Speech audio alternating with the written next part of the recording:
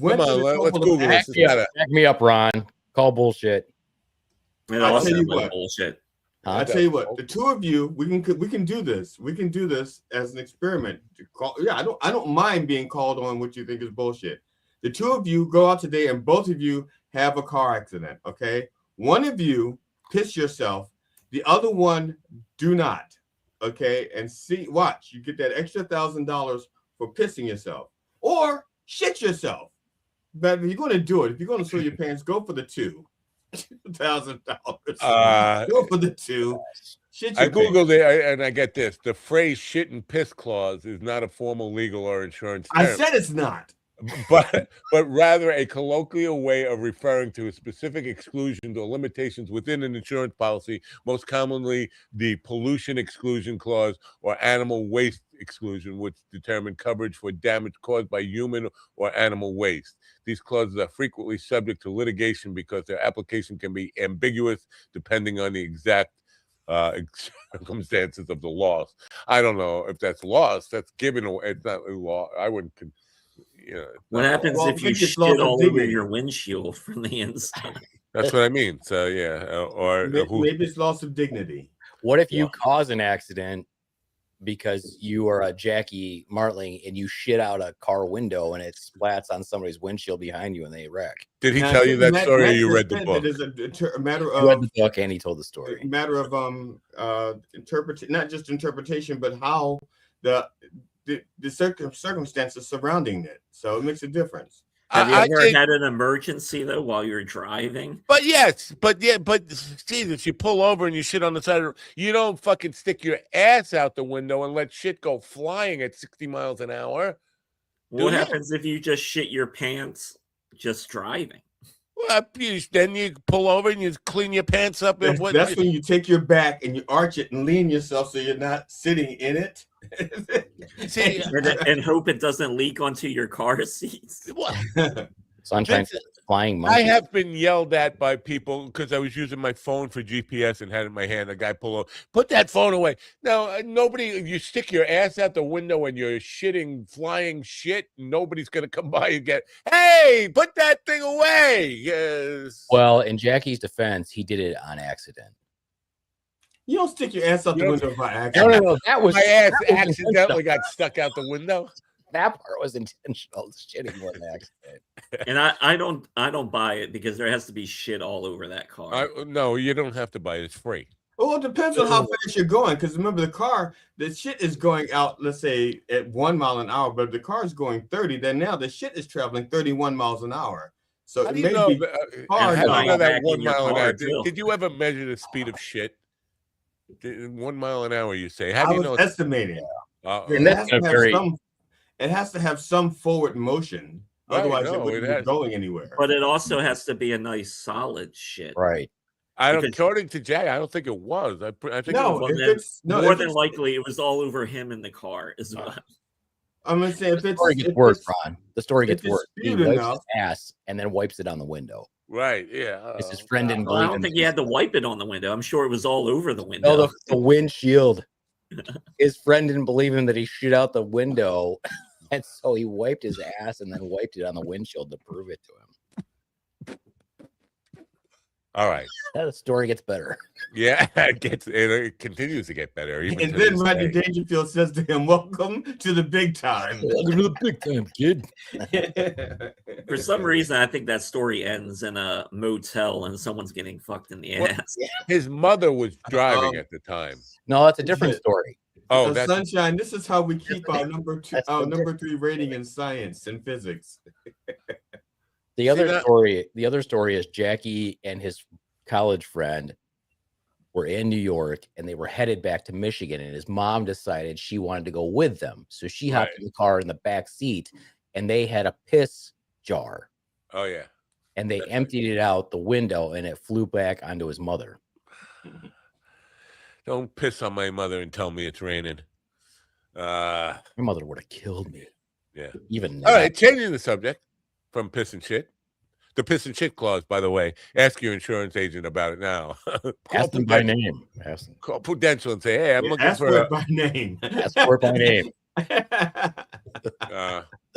That should be a T-shirt. It's time for sports. How about that? It's time for sports. I hear that. Now, I didn't pay attention to it. Damn it, I was reading when I was looking through the headlines. Was it the Eagles won their division? Yeah. And it said something about a decision about Andy Rooney, the chief of the coach for the Chiefs. Was it Andy Rooney? Andy Rooney was the guy from 60 Minutes with the eyebrows. Andy Reid. I'm Andy Rooney, and that's my. The sports I was particularly interested in this morning and this weekend, actually, from Sunday morning, was the Jake Paul getting knocked out. Yeah, I saw that. Yeah. Yep. Yeah. Now people are saying I'm wrong for being happy about that. I'm not. I don't really hate Jake Paul. I don't really know anything about him, but I feel like somebody who just is arrogant enough to think just because I have money and can hire a trainer and go to the gym and work out with me, and I can fight Mike Tyson, who's 90 years old. Now I'm ready to fight a heavyweight champion. To me, the world needs to know that, no, you can't. And I think it's a good message for him to get just embarrassed by that. And people, well, you got to respect that he did that. Well, yes, I respect that he had the courage to do that. But the point is, and I could have got knocked out just as easily as he did. And that's why I don't have to respect it. Okay, no, I don't have to respect it. Okay, I used to box. And there's some fights that I was like, no, I know I can't win this fight. Why am I doing this? I will be hurt. Yeah. And there's some fights that I didn't know that I was going to get hurt. I thought I had a chance, and I got hurt. Yeah. Those are the ones you can kind of respect, but no. You don't have to feel bad for him either, because he's just taken a bunch of easy fights. So he got what he deserved. Right, and he got paid for that. Listen, there are times where I got the shit kicked out of me. Just a couple of weeks ago, I got the shit kicked out of me, and I did not get paid for it. Millions of dollars, by the way. So you should have pissed and shit yourself. Yeah. So or more money. He fought a fighter who wasn't going to back down. I like the glee he had on his face after he knocked Jake Paul out. That look on his face was like. Glee, because he went and stopped in the middle of the ring and did it. I didn't see that. Oh, yeah. He took it easy on Paul the first couple rounds, I think. Right. And he kind of gave him a look like, yeah, I just fucking, I took my time to fucking knock you out. I could have knocked you out in the first. He gave him a look like that. Like, I could have knocked you out. I wanted you to fucking suffer for 6 rounds before I knocked you out. I mean, just look at the reach on that guy. His reach is fantastic. What's his name? Because this is how disconnected. There was a time where I knew every boxer in every division. I don't even know the guy's name. It was fun though. When you knew Joshua Anthony, I believe is his name. Joshua, yeah, that sounds about right. Anyway, so yeah, there's this whole you're trying to guilt me for being happy about Jake Paul, and again, it's not really personal about him. It's about anybody who thinks, oh, I'm as good as like I don't know if you saw this, but Dave Chappelle got in some heat about now the people who loved him for being anti-trans and now hating him for being anti-Israel. But I'm thinking as good as Dave Chappelle or as good as Louis C.K. and I've been in it a fucking week, or I've done some open mics, and now fuck you, you're not ready for that, and so.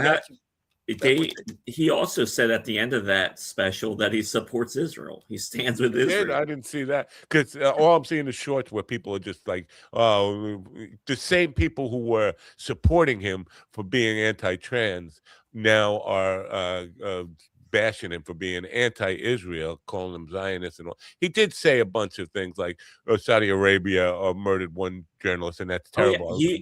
But Israel has murdered 250 generals in the last 6 months or something. Yeah, it's been that special was all over. I mean, he touched on everybody and he said good things about him and bad things about him. You watched the whole special? Where is it? Netflix? Is that where it is? Yep, that's on Netflix. Oh, I'll have to check it out to watch it. Did they change Netflix somehow in the last? Because there was something I went to watch on there, and they said I had to upgrade my subscription. It's like I have a paid subscription. That Netflix have like premium content now that you have to pay. There are tiers. There are tiers because of like the whole family shit. And It wasn't always that way, though, right? I mean, I don't watch often enough to know when these changes took effect, but I was shocked that I think I wanted to watch Stand By Me, and it said you got to upgrade your subscription to $29.95. It's still on Netflix. I just but I got it on Netflix, but they said, and I paid a 15 a month or whatever I paid to Netflix, but they still said I had to upgrade my subscription to a $30 package. I'm like, did you log out and log back in? Or turn your phone on and off? I don't know. Because we had to turn off. It's really weird. We could not get into some of our accounts, and we had to turn our phone off and turn them back on. Because our default was to reset our passwords, you know, and sometimes that wasn't even working. So, did you watch America Fest? No, I didn't. I did watch. Was it One Battle After Another? Now, America Fest was Turning Point's. Turning Point USA. And Nicki Minaj came out and she spoke and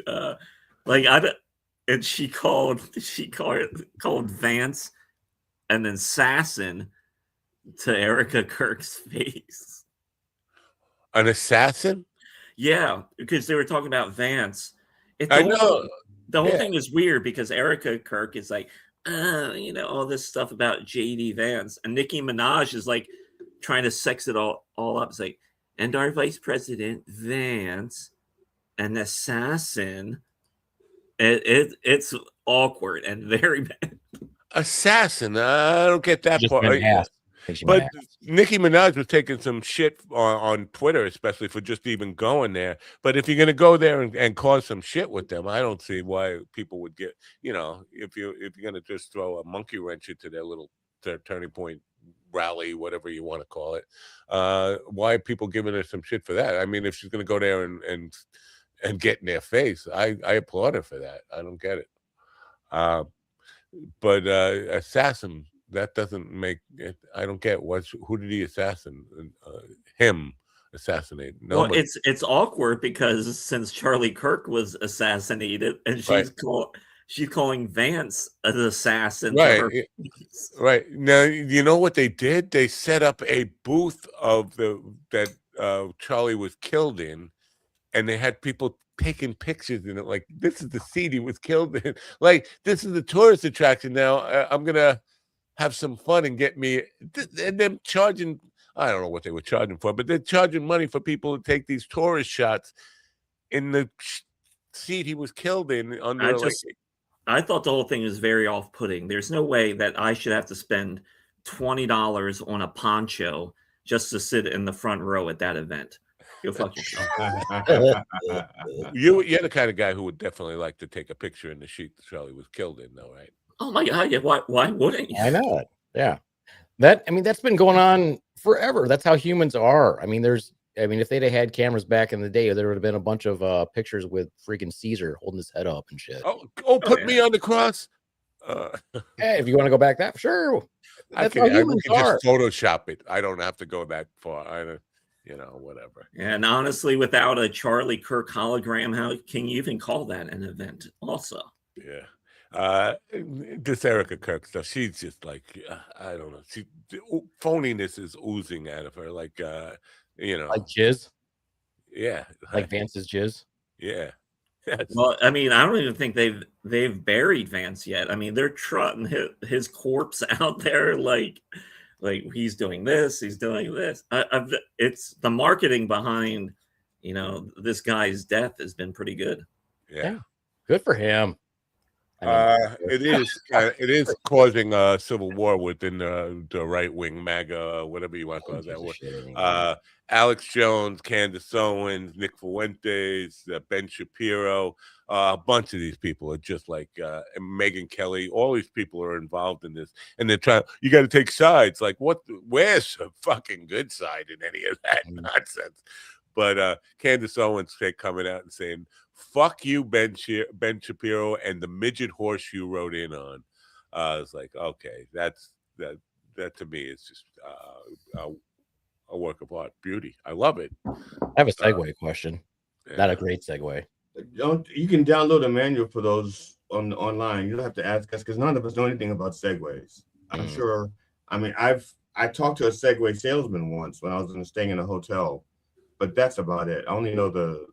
Was he head injured? Did he look head injured to you?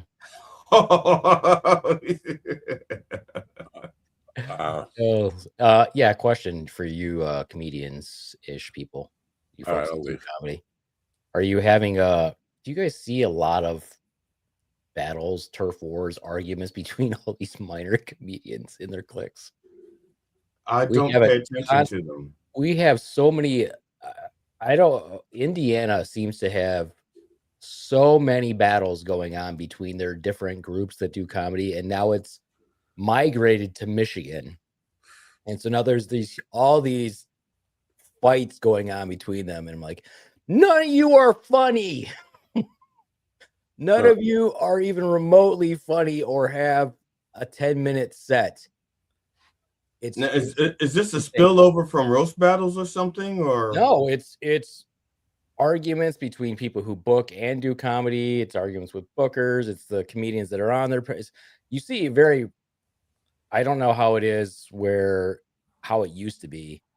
I imagine probably most bookers were not also comedians. They just made money off of booking, or producers or people who put on shows didn't do comedy. But now it's pretty obvious that most of us book the show, produce the show, and are on the show, or have some shows that we're on, because you don't want to have to pay to do all those things. You just want to be able to produce it yourself and do every aspect of it. And all they are is just fighting constantly. And it's a big thing. Indiana is just constantly fighting amongst their different groups. And I gotta say, are they fighting over pilfering? Let's say, let's say there's, I'm just gonna just say this. Let's say Ron has 8 comedians that he likes to use in his group, and then there's another comedian who likes to use, let's say, 6 or 7 in his group, and then he goes and tries to pilfer 1 or 2 of Ron's to be in his show. Is it that kind of stuff? No, it's more like these people are operating in this area. And maybe they'll co-produce with another group, and then one of them fucks the other one over, talks shit behind their back. Or you'll see where the comedians are like, I'm doing all these shows and I don't get booked for these types of shows because they're booking the same 7 people. I'm like, yeah, but the shows that you're doing are not that funny, and you're not that funny. And that's why you're not getting, maybe look at yourself and wonder, don't think it's because you're getting ignored because you're so goddamn funny. It's because you're not that funny. And you're getting booked on all these other shows that notoriously book lots of shows, but they're not very good quality shows. You know what I mean? Yeah. I don't know. This idea that you're not very funny seems to be a difficult pill to swallow for a lot of comedians who just like DD talked about it before. I think DD was the one, or maybe Ron said it, but about blaming the room or it's always somebody else's fault. Yeah. Rooms do suck, but also you don't blame the room when you're on as stage. A comedian. You have to work through it, and even if it's a bad show. And if you're going to be a professional comic, you got to work through it. Yep. You just do it. It doesn't matter. Are there audiences that notoriously suck? Absolutely. But you don't say, here's my favorite one. We're like, well, that killed in Ann Arbor. Yeah. Yeah. And insulting the audience is not going to help. And the guy who replaced me in the Rockin' 45s a couple of times, guy Argon, he is, I go back with him long before anybody knew. He had a band, Argon and the Flying Saucers. And I booked him one time in this club, and he was just abusive to the audience for not understanding his genius. And his genius was not genius. It was suckiness. But it happens. It happens to pro comics as well. Because, my Josh, who's been out in LA now for a few months, has told me a couple of stories that he's been in some of these big clubs, and these are ticketed shows, professional comics, and you'll watch them melt down on stage. These are paying customers, and they're like, "You suck as an audience." It's like, wow, yeah. It's fucking wild. It's like, what the fuck? Do they think that's going to actually help? Because there's no way in your mind you can think, I know how to win them over. I'll call them all shit. Yeah, we had one come from Chicago. I didn't book him. Somebody else booked him. And his entire set, I think, was basically about just Chicago oriented. And people weren't laughing. And I'll admit, I think the audience was shit too. But he started just insulting them, saying, "Oh, you hillbillies from this town, you wouldn't know funny. There's nothing going on in this town, blah, blah, blah." I was like, okay. Also, this town is one of the biggest industrial towns in the world. Right. But you're calling us all hillbillies? I'm like, I don't think that went over well. And it didn't go over. He didn't do well at all. I mean, because he just didn't do well from the get-go. Well, like where I am, I try, I can pull comics from New York City. And there's these couple comics I've been trying to get. And the one guy, he just told me, he's like, well, I can make more money in the city right now. It's like, well, yeah, you're going to, but that's no guarantee that you can still, that for one, you can't draw tickets. We both know that. Mm-hmm. And number two, just because you're doing comedy in New York City does not mean it will translate to South Central Pennsylvania. Right. Because I even pull comics. I've pulled comics from Philly before, and they come out to this area and they can't do it because they're so like wrapped up in like such Philly centric comedy. Yeah. And most of the people, I love that word. Yeah. And New York like comics do it. And they try and bring that. It's like, who cares? This isn't interesting to anybody. So, but it's also oh, sorry, GD. My apologies. No, I'll just go. You go. No, you go ahead. No, I think it's very obvious that most comedians that I see, or quote comedians, have never actually studied comedy. Somebody told them they were funny and they just decided they were going to do it, but they've never read a book. They've never actually studied comedy or structure. And so one of the things that my takeaway from studying comedy is you want to pick something that everybody can relate to, whether they've done it or not. You pick something to talk about that people can relate to. Yeah, my stuff is all dark. People have experienced dark shit, but I don't sit there and bring up some initial way of bringing them in that no one has experienced. Right. Or if you're going to go someplace where people have not been, you have to know how to create that world so that they understand it. You have to invite them into it. Yeah. You know, I mean, that's what I tell young comedians. It's not that there are like original premises and stuff like that. Or if you're telling your own story, people don't know it. You have to invite them into your world, and you have to make it so they want to be there and they're interested. And then they can enjoy it. They can relax. They can come into your world. They can relax. They can have some fun. You know. Yeah. But if your audience is primarily 60-year-old white men and women, and your entire set is about P. Diddy, right, and nobody's laughing, it's because they don't know what the fuck you're talking about. Right. The only way you could do that is if you make P. Diddy make the qualities about that you're gonna talk about almost universal. You know, so like. You know, if you're talking about P. Diddy and you're talking about the abuse, you have to talk about it in a universal way so that other people who can get it. You know, it's you know, I have Sunshine says here helping someone understand a different perception and culture only helps open their eyes. Maybe I find that's the biggest obstacle to people getting along, and a lot of people are just refusing to understand other people's cultures and all this kind of stuff. And it's just like I don't want to, and this is an empathy crisis. I don't want to experience the world from their perspective. I want to force them to experience the world through my perspective. And so, well, I'm not necessarily saying force. When I'm saying comedy is like it's a show, you know. And if you're going to tell jokes, it doesn't matter if they're off color, on color. I don't give a shit if you think you're a New York comic or a Philly comic or an LA comic, you have to make it so that people before you appreciate that world and can understand it, you know? Yeah. That's it. I'm not saying they have to love me. I'm just saying that if you expect them to laugh, you have to create an environment where it's okay for them to laugh, and it starts with them being invited into the world. All right, let's bring up some hate on me now. Well, no, maybe. Who cares?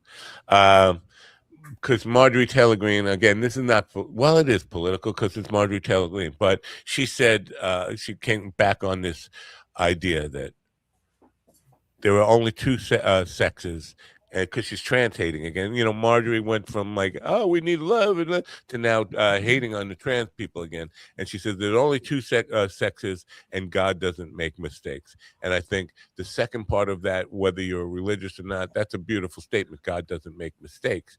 But I don't believe there are only two sexes, because there's hermaphroditism, whatever you want to call that. And I did a kind of a deep dive on like what is the occurrence of that. But so now, if you accept that there are hermaphrodites, and so there's man and woman, two genders there, and then there's this kind of not either one, then you're saying, well, either your God did make a mistake, or God didn't make a mistake and intended for that. If that's her belief, there is a God, right? Well, so aside from her being a politician and as Christian nationalist, if you're saying, and this is pretty much supporting what you're saying, Matt, and I apologize for those of you who weren't expecting me to agree with Matt in any way, shape, or form. You don't ever do that again. If basically whatever God does, you can say, well, I meant to do that, therefore it's not a mistake. Right. God meant to do that. That's the only way they can say God doesn't make mistakes, with a straight face. Right. So now, because I'm trying to understand, and listen, no surprise that most of us don't ever go do a deep dive into human hermaphrodites and understand what it is. But if you understand that, okay, you said there were two, there's obviously some third in the middle there, something, then isn't it possible that there are other degrees of that? So somebody might not be born with sex organs, but in their mind, in their being, that they are somewhere in between male and female, and have trouble with that. There's obviously, that leaves open not just the possibility, but the probability that other degrees of gender exist, right? So I think nobody ever comes back with that argument to her. And why is that so hill to die on for so many people? They just can't understand. Listen, I don't understand trans people, but it's not for me to understand them. But if they're happy, they're better off than I am. And, all this whole happiness stuff, it plays into this. But who am I to tell them that, oh, you're just trying to, you're a weirdo, you're a pervert for thinking you were born in the wrong body or something. Isn't that another mistake that God made? Because God created them with this idea of who they should be. If you look at Marjorie Taylor Greene, obviously she was born in a wrong leave body. her out of it, though. I mean, it's because it's not just about her. There are people who are the right wing right now seems to really, they want every mass shooter to be trans. Trump uses the phrase "trans for everybody." Like, no.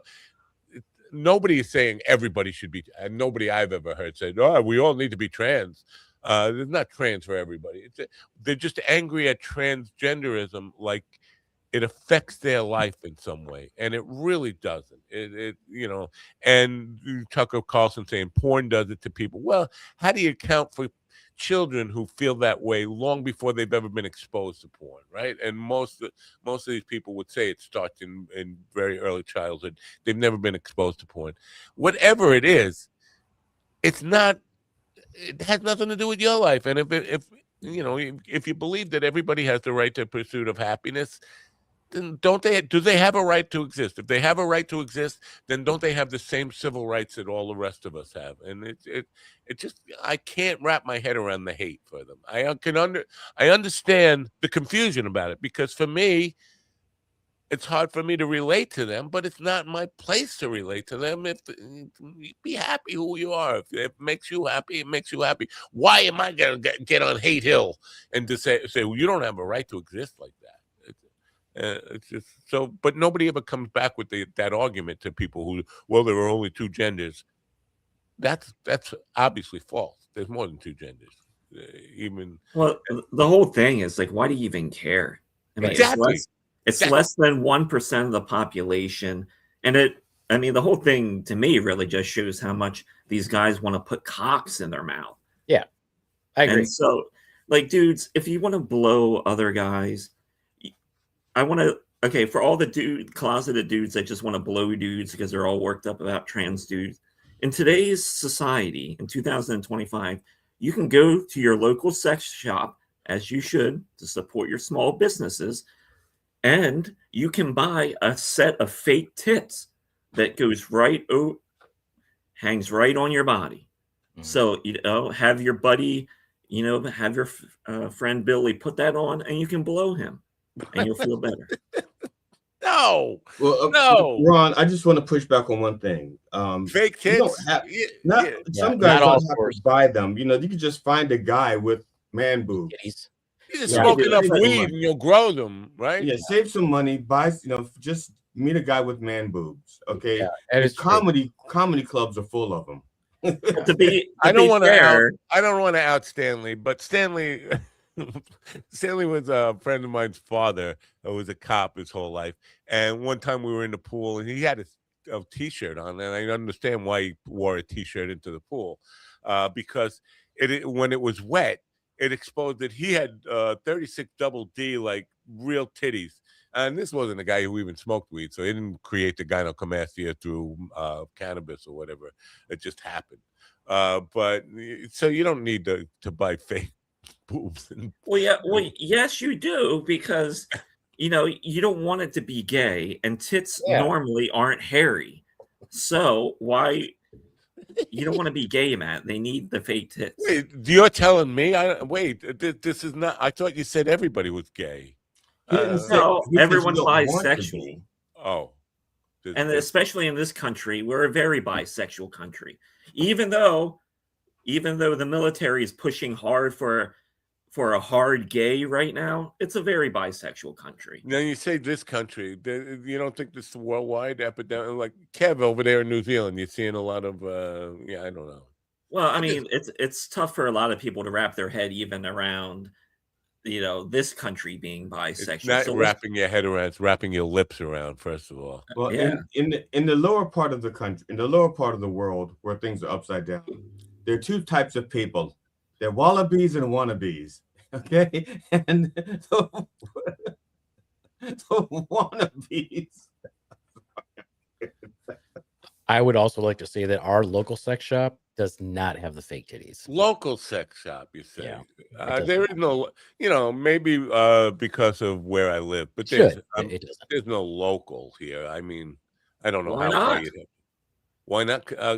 We have one strip mall here, and there's nothing in there. Where I live, again, it's probably because it's so rural here, but we have like one pizza shop, one like convenience store, restaurant. Well, you got to come to Pennsylvania, because whenever it's in those areas, there's sex shops everywhere. Missouri, when I drove through Missouri, I mean, they were everywhere. Even Florida, right from the interstate, you could see them. They're like everywhere. Wow, Missouri really, and it's the idea of like, they can't, if they're all in competition, there's that many of them. How are they all making money? How are they all surviving? I mean, so there's got to be a lot of show me going on. Well, the real trick, the reason why there's so many is because most of the people are not going to shop in their own neighborhoods. They're going to shop. Who cares? They're going to shop in an adjacent neighborhood so that the people in their neighborhood don't see them. And then they have to have a choice, because if everybody in their neighborhood is shopping at another store and they don't want to be found out by their neighbors, you had to have a bunch of stores so each section can go to a different store so that they don't run into each other. You got to have that many. I mean, John is here, and he was in the military, and like all this stuff with trans. Why do we even still have SEAL teams? Because apparently all these trans people are like super soldiers and they're always killing people. Why don't we just get rid of all SEAL teams and replace them with trans people? That seems to be the narrative, that these Hegseth is definitely a hardcore homophobe, and he's got a homo. Except as gay is the day is long. It's obvious. Yeah, Um, most homophobes have this latent homosexuality in them that they're in denial of. But I think most people who are, I shouldn't say homophobes, homo haters, because you could be a homophobe, and I think I'm a homophobe. I've talked about. He's probably getting pegged because that's not quite as gay. Yeah, sure. Yeah. That dude is straight up just an embarrassment to the military. He's gay as fuck as the day is long. It's all about, first of all, it's all about personal evolution, in my opinion. Here's an example. I entered the Army 18 years old, 3 days after I graduated high school. Okay. Trained very hard to be a killing machine. That was my job. That is literally your destruction. Your job description is to close with and destroy the enemy. That is your job. Yeah. Okay. We all were made fun of gay people and called each other gay, but yet we didn't know if anybody actually was gay. But statistically, there had to be people that were gay in our company. Yeah. Had to be. Okay. But you didn't know it. This was don't ask, don't tell era. Okay. So we had no idea if anybody was actually gay, but statistically, we had to know gay people. I get out of the military. Also had guns, and they were trained just like you. Exactly. I get out of the military, and my first 2 jobs that I had in food service industry, both of my bosses were gay. So that freaked me out. And then as time went on in college, I'm like, why does that even freak me out? And you evolve as a person, realize that mindset is stupid because they're just like you. We're all the same. We're all huge pieces of shit. Yeah. No, so you have to evolve as a human being. If have you ever a human being, there's something wrong with you. Have you watched any of those like early 90s comedies recently? Gone back and never watched them? It is so funny because the big punchline to a lot of jokes is like, this guy's gay. Gay. Or they don't know what to do because someone's gay. It's only the 90s. It makes you laugh. No, there were shows back, black and white movies back. I'm trying to like the 30s and 40s when they had openly gay characters in the show. Yeah, they were called. What were they called? A bit violet or something like that. This person's a bit violet, or lavender. That's what it is. This person's a bit lavender. That's what they would say. Yeah. And I don't think as a nation, I don't think we should even be allowed to talk about gay or even trans anymore, dating back all the way to Liberace, because there were people who claimed they thought he was straight. And like, if you thought that guy was straight at any time, you should not be allowed to comment on anything that is gay. You have no power of perception at all. Yeah, seriously. I mean, shut the fuck up. Shut up. Well, do they get a pass on Rock Hudson? Right. Well, I've known a lot of Oscar Wilde. I've known a lot of very effeminate men who were like, they make Liberace look like Joe Turette, but they were very they were womanizers. You would swear that they were effeminate, but they would also be had more women and scoring big time. Known lots of them. So I don't think appearance and the way you carry yourself, you could carry yourself very woman-like and still be a ladies' man and still, you could, but no one would. Come on. I'm sure there's stories about women. No, I know that Liberace was gay. Yeah. I'm just saying that you can't know. That's not like a reliable determiner of somebody's gayness. You can actually be very effeminate looking and carry yourself like that and have a very limp wrist and still be scoring women like nobody. Yeah, but I imagine there's also stories out there of these women that's like, oh, I went to see Liberace and I went backstage, but he didn't pick any of the women. It was just all these guys he kept asking. He wanted to talk about sports. Yeah, but I've also known lots of macho dudes, and then that is also a tip off as well. Like if you're like so macho and you're always trying to portray yourself as like big and tough, it's like, what are you hiding, buddy? Well, you're not really hiding because look at all the the other thing is, look at all the big jack dudes that are gay. You know what I mean? That are openly gay, and you're like, respect, because like dude is working. He's working out hard to look good. Yeah. You know what I mean? Getting off the. I always said, I'm like, I always wanted. And this is a bad thing for me to say, but it's true. I'm like, every man, every straight man should have at least one gay male friend. Oh yeah, yeah, 100%, because we all dress like shit. You want to. You need a queer eye for the straight guy. Well, you need one that's jacked and that dresses well, so that he can always be like, all right, dude, you dress like shit. You need to work out. You need someone in your corner like that who's always like, all right, you need to be better. You look terrible. And not only that, they should be better looking than you, so that when you're hanging out together, women flock to him. They get all wet and horny, and he goes like, I'm really not interested. Here, talk to my friend GD. It's like, okay. See, when I was in the hair and beauty industry, I had a lot of gay friends, and part of my homophobia comes from the fact that they never stopped hitting on me. Like, yeah, we're just friends, dude. So, like, if I had a girl who I was friends with, I wouldn't be constantly hitting on her. So if I have friends, no, but you wouldn't be backing off either. You'd be but I wouldn't be testing the waters every 5 or 6 inches. I wouldn't. Bad person if you do that. I've had many women friends, and I've never hit on them at all. And if there was ever a suggestion, we kind of just leave any kind of suggestion about that. Let's not go there, because we know there's nothing happening. You're happy where you are. I'm happy where I'm. Whatever. But gay guys, when they are your friends, at least in my, especially in the hair and beauty industry, they never stop, like, suggesting that they like to blow you or something, and it gets uncomfortable. It gets uncomfortable. Like, stop. I feel like a chick who is just surrounded by horny dudes. Like, leave me alone, dude. Like, it was funny the first time. Now the 7,000th time, it's not so funny anymore. Shut the fuck up. Can we just leave sex out of it? How about that? Now, if it was happening today, let's say that you're same age now, but it's 2025. You're in the same industry. Do you think that would be happening today in the same industry? Well, it's not. Yes, in the hair and beauty industry. Even after you said not cool, we don't want to. Yeah. Because there's always, I can name some names, but guys who just did not stop even after. Well, that's straight up sexual harassment then. Yeah. Or some people, they're just horny. Okay, and it wouldn't have mattered if it was you, Matt, or anybody. It wouldn't have mattered if it was you. I'm just saying, some people wouldn't have mattered if it was you. I think that's fair.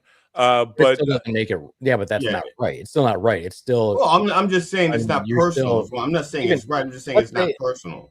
Let's say some hot chick is would never happen. But let's say some hot chick is constantly hitting on me in the workforce, in my work environment, and I tell her that's not appropriate. It doesn't make it okay because she's hot. Yeah. It makes it better.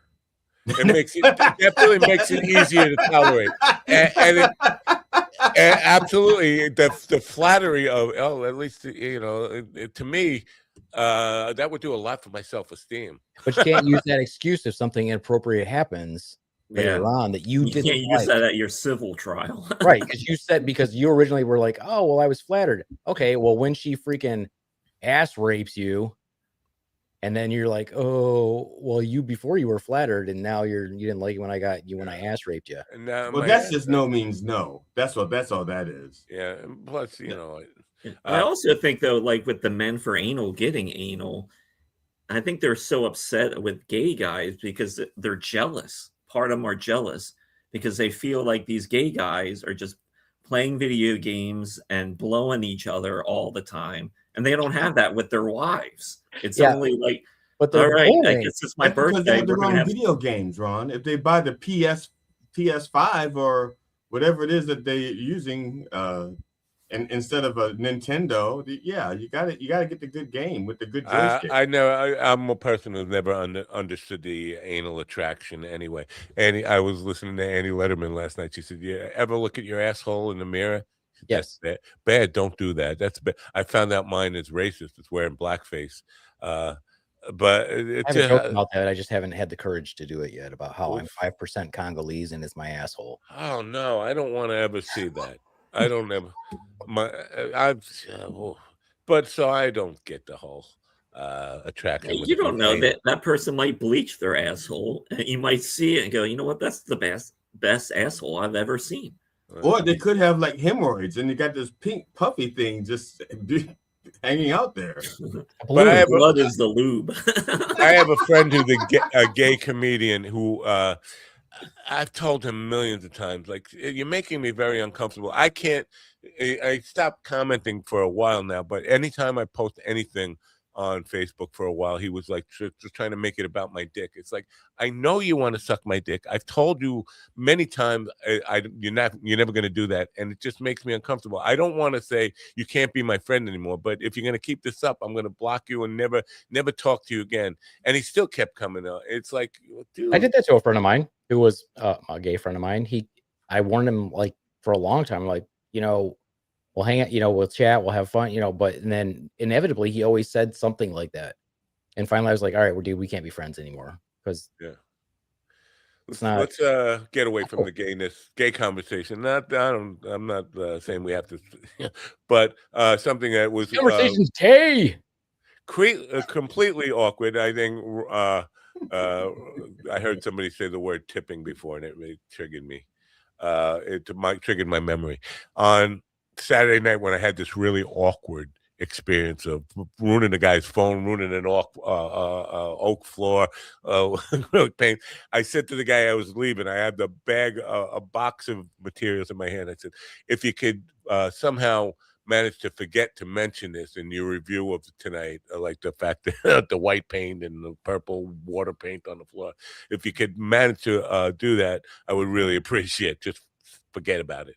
And he said, oh, no, no worries. And he went to tip me, and I'm holding this big glass, and he puts a bill in my hand while I'm holding this box.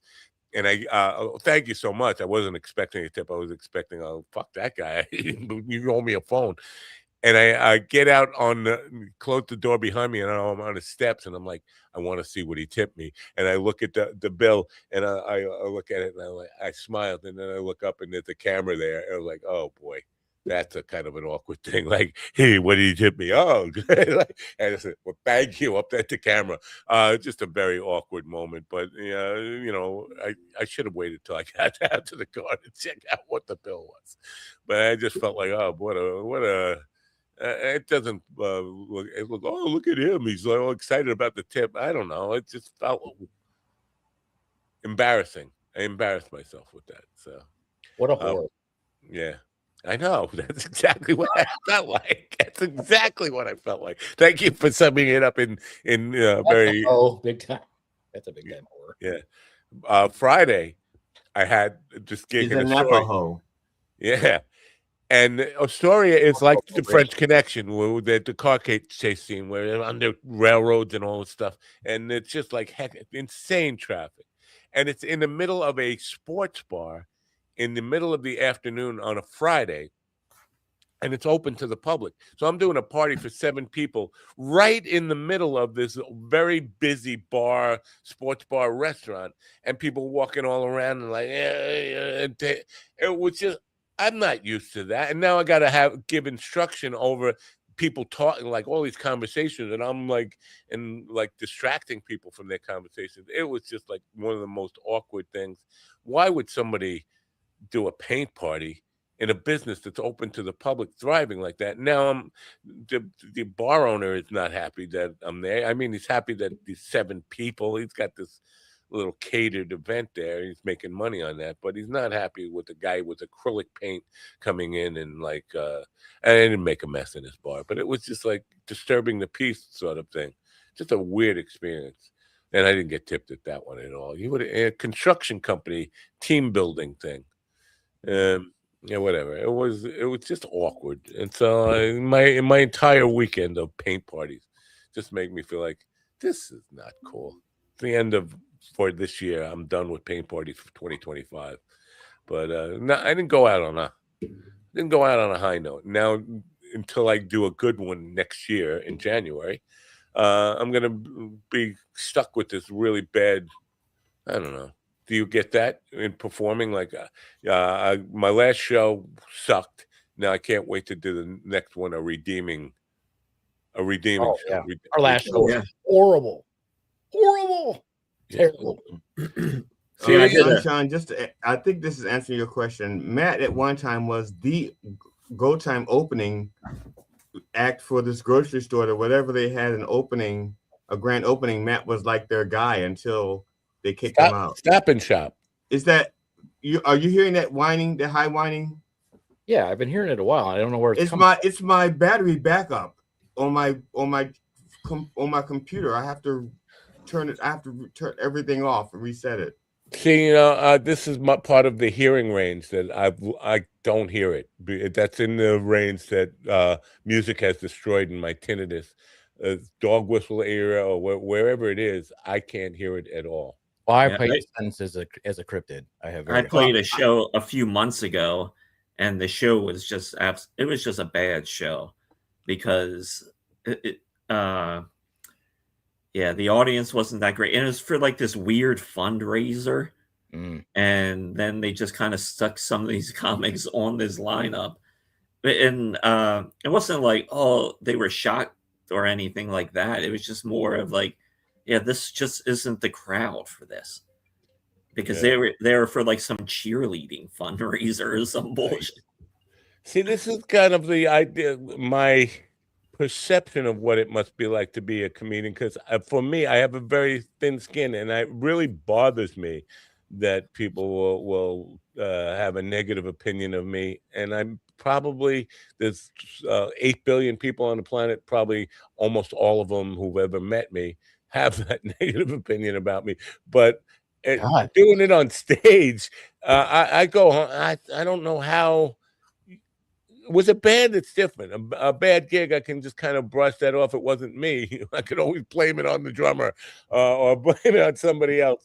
But when it's just you up there, I don't know how you kind of recover from that, because I don't know. I have a self-esteem problem to begin with, but then when I know it's me, there's nobody else to blame it on. To me, that's inescapable. I'm not going to sleep for a week thinking about this stuff. You have to be able to enjoy and play in the silence. I love it. I awkwardly pause all the time. If you don't laugh at what I just said, I just pause for really awkward amounts of time. Yeah. Well, I know, and John actually witnessed this. My show that was all Postman song parodies. I did not have a great evening of it, and when I was done, I immediately went to analysis mode. Everything I did wrong, what did I do wrong? How can I fix it next time? How can I fix it? I guess that's the first thing I do is I try to. Well, first I get the anger out. It's like, God damn it, mother. And then after I let it out, I go to analysis mode. What did I do wrong? What can I do to fix it? And then by the time the evening is over, sometimes it takes a week. I know what I did wrong. Sometimes I want to redo the show. I want to redo that show so I can show that I can do it the way I want to do it or do it right. But it's not necessary. But I'll get the feel I'm going to redo that show that I fucked up. Not necessarily that I want to have another show that's totally different and do that one well, because to me it mattered that I fucked up that show, and so I want to redo that particular show and get it right. Well, I appreciate you sharing that, because I think the difference is, you said anger, and for me, it's embarrassment and self-pity. I would love to exchange that for anger at myself, and like, how can I make it better? That's not the idea that goes through my mind. It's like, I should give up. I should quit. You suck.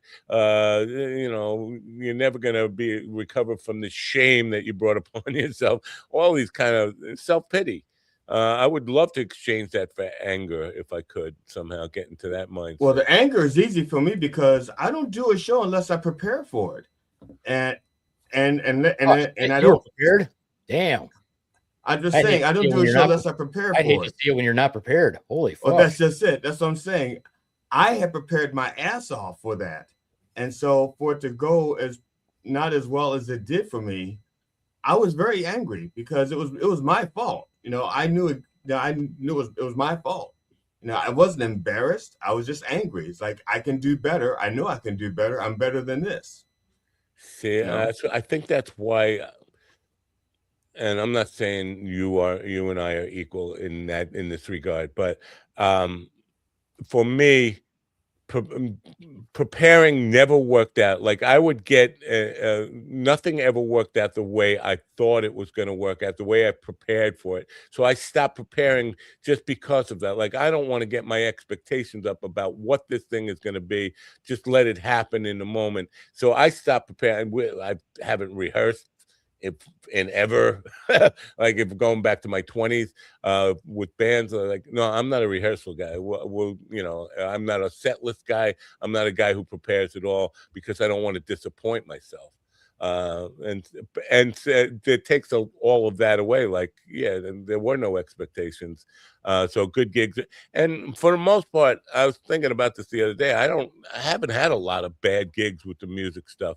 Very few of those where like the things where I just want to stuff my head in a fucking oven and just go away and hide from the world. Doesn't happen that much. So, but yeah, preparing. Well, I have to prepare because the nature of the way my brain works. If I don't prepare, my brain would just go every fucking where in any direction, and I'll have no sense of time, no sense of anything. And so I do have to prepare, but also I know my luck. Something always goes wrong. And I try really hard to anticipate everything that can go wrong so that when it goes wrong, I know what I'm going to do when that happens. That's weird because I have the same attitude, and that's why I don't prepare, because I know when I have prepared, stuff still goes wrong, and I feel bad about that. And then I said, well, you know what? If stuff's going to go wrong already, anyway, why don't I even bother preparing? And well, okay, I give you an example.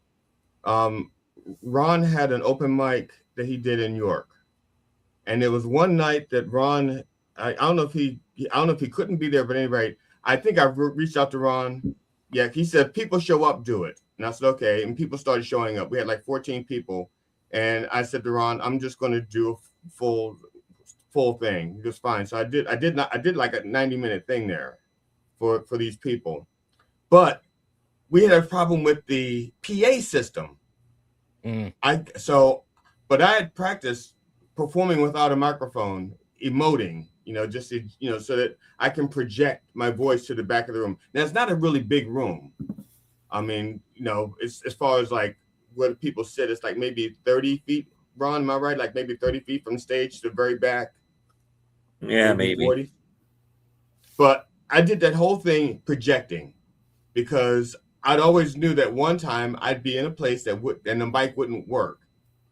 And I could, say, cancel the show, even though it was just an open mic, or I could just do the show without the mic, knowing that people were going to be able to hear me.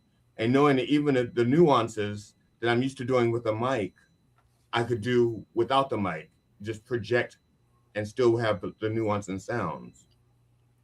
So for that's what I mean by preparing, is like shit's going to happen. And what am I going? And I want to be prepared for that. I don't want to be prepared for that. I really don't. But no, I appreciate your perspective on that, without a doubt. I mean, but after doing so many shows where almost inevitably something was going to go wrong anyway, why even bother preparing? Because something's going to go wrong that you're not going to be prepared for anyway. You might as well just be in the moment. For me, it feels just like easier just to be always ready for shit to hit the fan at any moment. Like I'm always in fight mode.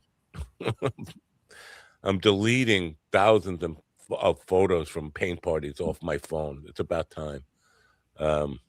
Anyway, so yeah, different people have different preparation modes, but I don't like, and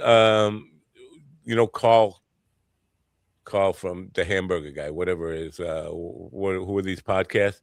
He's a guy, because this one of the things that your friend Tom sent was he was devastated by somebody throwing an ad lib moment. Rich Voss, I think it was, throwing an ad lib moment. It wasn't pre-scripted, not prepared. It wasn't something that he was it wasn't part of his script, and it fell apart and crashed and burned because of it.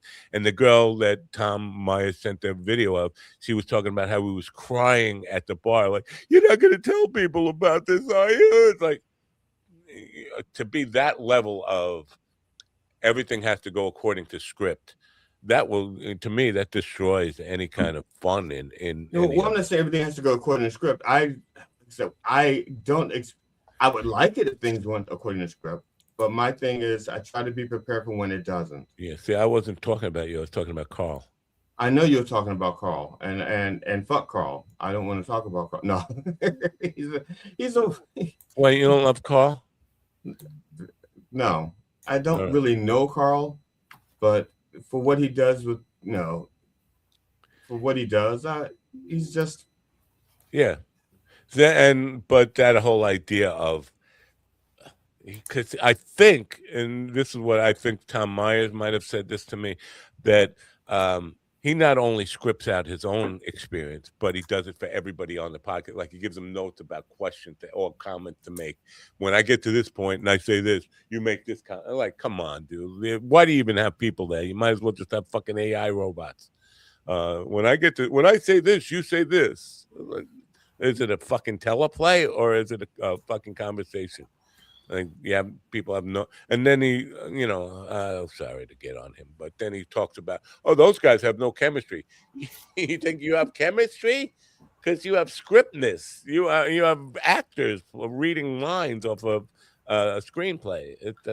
Well, the one thing that is burning in comedy right now is the amount of podcasts that are out there, and essentially because they're just doing it because it's a revenue stream. It's almost like comics feel like obligatory now. Oh, I'm going to be a stand-up comic. You got to have a podcast. It wasn't. When did that become a thing? Like, you had to have one. It was part of. They need another revenue stream. That's it. Yeah. What's interesting for me is that when I started doing stand-up, it was intentionally to promote my podcast. And everybody made fun of me because I had a podcast. And now they all have podcasts. Yeah. Now, admittedly, most of them don't last beyond like 3 episodes. But I'm like, oh, you guys, and they're terrible podcasts. Most people can't podcast for shit. I'm sorry. Just because you're a comedian doesn't mean you can be a podcaster. Yes. Yep. It is. I love podcasting. And as most people know, I am the world's greatest podcaster. So therefore, I thoroughly enjoy it. And my podcast is awesome. You're not number 1 in science, are you? I personally am number 1 in science. Oh. Yeah. I don't know if you know that. I'm number 2 in Norway for a comedy improv. So thank you, Norway. I'm number 2 in the toilet bowl. Yeah, I should come on again with you sometime, John, if you're a little more structured this time. Fuck you, and structured. Yeah. You were high as a motherfucker. What did you care? Yeah, you said you didn't get the point. What's the point? Rod was high. I don't know why Rod was high anyway. Why is he? Well, I mean, I was, but I was like, what are we doing here? What is what? Somebody once yelled at me, why does everything have to have a point? I guess I don't know. Maybe everything doesn't have to have a point. The one this week is going to be kind of fun because this week I am going to, and this is, I guess, synchronicity because I messaged my folks. We have to record early this week. We usually do Thursdays, and we're going to do tomorrow. And usually they each have their own segment. And I said, well, you don't have a segment. I'm just going to do my segment because we're going to be talking about it the entire time. And it's the one of my favorite conspiracy theories, which is the whole, Lyme disease is the weapon of mass destruction. What is the conspiracy? That it was invented on Plum Island or something? Yes. Yeah. So we're going to do that. And then I didn't know that RFK was spouting off about it again. It's like, that's weird synchronicity, but that's what we're going to do tomorrow. What is the motivation there? If let's just say this for the sake of argument here, that the conspiracy theory is true. What's the intent? Like, there is none. It would be the worst biological weapon you could use. So that so your symptoms manifest years later, and it's not contagious, right? You can't spread it to another, right? So you made it entirely tired. Everybody's tired. They can't fight there. We're already tired. We get up at freaking 5 a.m. Fuck off. Yeah. We want to eliminate people who want to wrestle deer. Is that the point? It's so dumb because all of it's dumb with any of their theories, because I'm sorry, these conditions were here long before the United States was ever even a thought. So it's completely stupid. But yeah, we're gonna have fun with that tomorrow because it's one of my favorites. Chutzpah. What's chutzpah? Or did I miss what chutzpah was? This was not too long ago. Chutzpah. What's a chutzpah? That's a Jewish word. I don't know if you know what it means, but it means. And most people pronounce it wrong. That's right. They say chutzpah. All right, time to say goodbye now. Ron was extremely quiet today, very quiet. But I don't know if you're going to be here tomorrow, but we have rappers coming on tomorrow. I yelled at the guy online, like, your people just refuse to give me it. How am I supposed to promote people? And they don't tell me, you should know who I am. My name is D-Funk or D-Future or whatever. No, I never heard of you. I'm sorry. Am I supposed to know something about you? Because I don't. And if I Google you, nothing comes up. And why am I having to do all this work for you to be on my program? If you were famous enough for me to know about you, you wouldn't want to be on my program. Ooh, right? Can I come on as a rapper? I rapped in high school. That would be actually a fun set if I come on. Like Michigan is the land of white rappers, isn't it? It's we have Eminem. Yeah. You have Eminem and you have what's his name? Kid Rock. Fuck Kid Rock. But he is from Michigan. Ain't no fucking rapper. He's a Detroit. Well, he started as a rapper. It's another person who's like, oh, yeah, I'm a hillbilly. I'm a redneck. Blah, blah. Motherfucker, you grew up like in Warren. Shut the fuck up. And he was like he was a wigger, right? He was one of these guys who was a fucking rich kid. Shut the fuck up. Kid Rock is the definition of cultural appropriation. No, I was just gonna say the same thing. He basically from rap to country. He made his fame and fortune off of appropriation and being like a black guy wannabe. Oh, I want to prove that I'm black on the inside. Yeah, but and then now he's turned completely. He's become a racist. Like, how do you go from wanting to be black to hating black people? Because he comes from money. He was raised on money. Yeah, he's raised on money. Piece of shit. All right, piece of shit. So that's our final word on Kid Rock. Yeah, fuck Kid Rock. All right. So tomorrow we have rappers on. I know D-Future is one of them. I forget the other one. Actually, it's really not so much about Kid Rock. It's more an indictment on the people that listen to country music. You just don't know any better. Do better as a people. Or listen to the old shit. This is a Willie Nelson, for God's sake. I feel personally insulted by all this. But I'll get over it, I think. And I'll get over it easier than I'll get over that terrible gig from Saturday night. I'm going to fucking torture myself forever on that thing. And just, I'm sure I'm going to hear from the paint company saying, you ruined the guy's phone? I didn't do it. Yeah, it's not my fault. Like, he wanted more paint. He wouldn't stop. More paint. I think I used 2 gallons of white paint. Like, generally, I will use, like, on a party like that, maybe half a bottle at most. Oh, God. Anyway. Well, if you want true joy in your life, you should listen to my podcast, Matt. That'll make you happy. All right. And when this came out last night, right? Or this morning or something? Yeah, yesterday morning. Yeah. And is this the one with the porn stars on it? No, this one was not funny because I was near tears talking about Rob Reiner. So, you gotta listen to ones before that. Oh, the Rob Reiner. Did you have Elizabeth on there? No, Elizabeth was supposed to be on, but then because we didn't do it all about Stand By Me because of Rob Reiner's death, she was not on. She's also had some, this is why she didn't show up here on Friday or whenever she was supposed to be here. Had some serious, like, family, that's just stuff, when you're dealing with elderly parents and stuff and as things start to go wrong, it consumes your life and wears you out. And not that. So. Yeah, that's why you should just smother them with a pillow.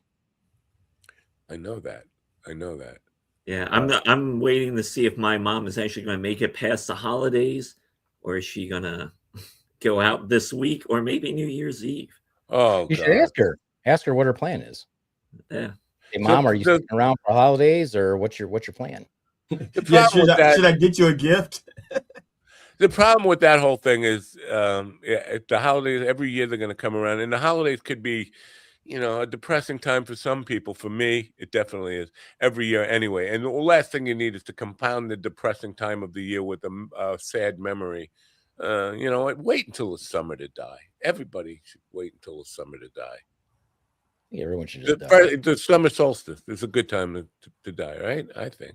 Well, it all depends on how you view death. Also, you could. I mean, I know with Carol and I used to have on Memorial Day weekend. We used to have a cookout for the family. It'd be like maybe 75 to 100 people there, and we had a table where people just put pictures of the people who had passed during the past year, and we would just honor them. We'd have a good time just the same. We'd all be having a good time. And if we felt compelled to, we'd tell stories about the person, good stories about the person. Well, stories in general about the person, who passed. Yeah. Remember that pastor? Yeah. I remember that. Oh, I'm sorry. Yeah, so that's it for today. And tomorrow we move into an eternity of rappers coming on the show. We have 2 tomorrow. I think we have 1 on Wednesday, 2 on Friday.